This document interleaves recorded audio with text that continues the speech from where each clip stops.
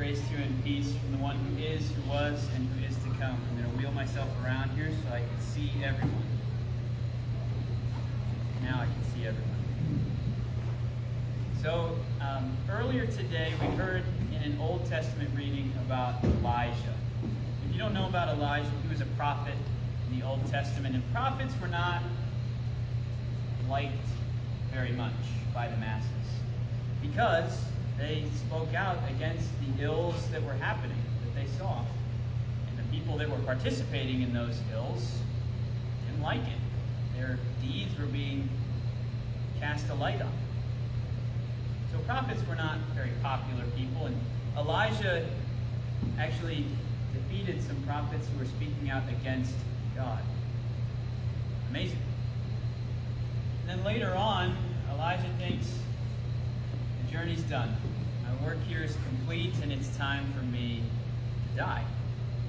To complete the journey and go home. Home to be with God. But instead, an angel of the Lord interrupts him and commands him to eat and drink because the journey is not over. He will need the strength to continue. I've spent a year with you, and you may be tempted to think that the journey is now over, but indeed, it is not. A chapter, perhaps, but the journey continues. And so, I ask you to partake of Jesus today, so that you will be strengthened in the journey ahead. Now, we have gathered today, having already taken some of our journey. We've come from all over the place. Some of us have been around the world. Some of us have come from the East Coast. Some have come from other congregations, and others have lived an entire life as members of this place. But those are only parts of your journey. And part of this worship, what makes this sermon time so special, is we get to have a dialogue. So what is one of the most profound journeys you have been on? What is a journey that has meant something to you? I said we get to, we don't have to.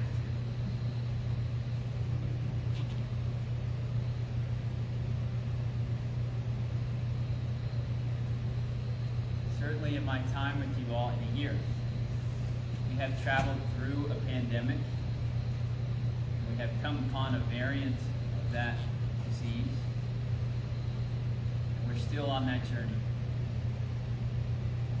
In this year, this church decided to host an intern meeting. That is a journey we have gone on together. In this year also, we have celebrated 150 years of ministry here at this church in Alpena. That's amazing. 150 years. We have added new members to this congregation and celebrated that you're here. We've also endured the loss of loved ones, health issues, and some people we thought we were going to lose. Some people we thought were going to die, and yet they recovered. We have started new ministries. We have revitalized and strengthened ministries of old.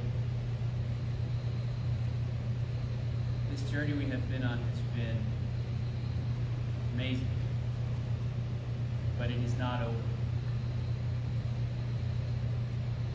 It is not over. And as I look in my own life to the next part of my journey, I'm looking at a road trip to Chicago.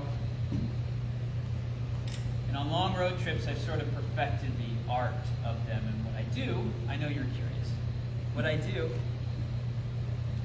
to minimize the amount of time that I am off the road, stopping for bathroom breaks or for food, I pack food that that I like to eat, snacks that I like to eat, calorie-dense ones too, so they really satisfy my belly. But inevitably, one of two things happens. Either I get sick of the snacks that I've packed, or I eat them all. That one's more likely. But I also make sure that those foods that I've packed are salty. Popcorn is an especially good one. You can pack a lot of salt into them. And the salt, I hope, will keep me from needing to go to the bathroom. But that plan inevitably fails. Just like the food that is of this earth is not sustaining by itself. I inevitably need something more, something deeper to sustain me in my journey. And sometimes to maintain my energy levels, I play my favorite music in the car, because I think if I'm singing at the top of my lungs and really getting into the songs, that I'm not going to fall asleep.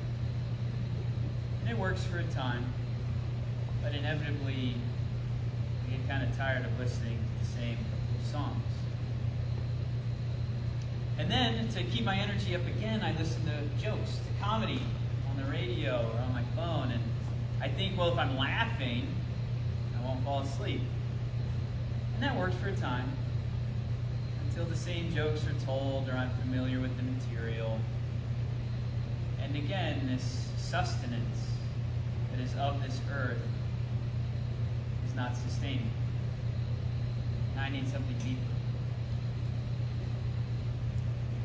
But I have a prayer cross that's resting on the dash of my car, and when I reach out and grab that cross, I remember the one that reached out and grabbed hold of me, the one that reaches out and grabs hold of you.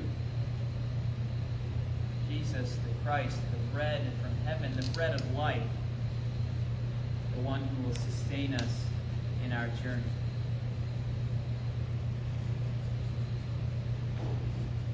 Dear people, the chapter is coming to an end, but the journey continues, because it was never about me or my time among you or the decision to host an intern. It was never about a goal of completing 150 years and washing our hands of the ministry. No. It is about Jesus alive in this place, in your hearts. And I pray as you come forward today for communion that you will hold in your hands the bread of life, and hold in your hands the cup that is Christ's blood, and know that the creator of the cosmos, God incarnate, chose you, decided that you were enough to give not out of abundance, but out of his sacrifice, so that you would always know that you are loved beyond measure, so that you will be sustained in your journey, whether it's going back east, around the world, here in Alpena, because the journey continues. Later today, we will all go from this place. Go knowing that you will be sustained for the journey through Christ's sacrifice. Go and know that you are loved. And all of God's children said, Amen. Continue now.